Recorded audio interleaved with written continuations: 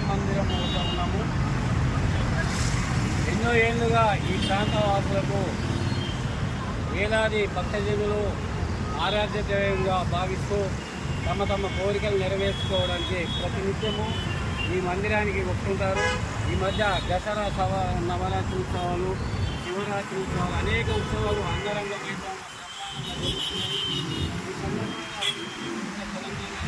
దాచేపల్లి దేవేంద్ర గుప్తా గారు ఈ టెంపుల్ యొక్క విశేషాలు తెలియజేస్తూ ఈ సందర్భంగా కొత్తపేట ప్రాంతంలో గత ఎన్నో ఏళ్ళుగా భవానీ మందిరం ఎంతో ప్రసిద్ధిగాంచిన ఈ క్షేత్రంకు అనేక మంది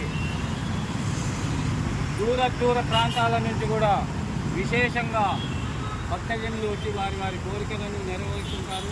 ప్రతి ఏటా ఇక్కడ భవానీ భక్తులు కూడా దీక్షలో పాల్గొంటారు. అనేక విశేష పూజలు జరుపుకుంటున్న ఈ మందిరము భవానా ఋషి టెంపుల్ చైర్మన్ గారు, అలాగే జగదీప్ పూజారి గారు, అలాగే కోటేశ్వర శర్మ అతను కూడా మహా పూజల్లో పాల్గొంటారు.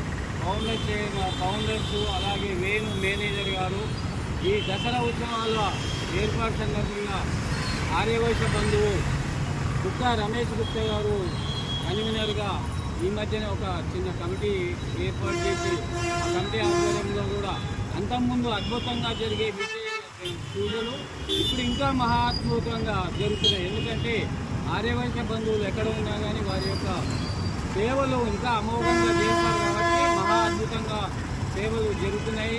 రేపు 9వ తారీఖు బుధవారం రోజు చండీ హోమం. ఈ వారం 10 రోజులు నవరాత్రి ఉత్సవాల సందర్భంగా ప్రతిరోజు ఉదయము సాయంత్రము ప్రత్యేక విశేషమైన పూజలు కుంకుమార్చనలు జరుగుతుంటాయి.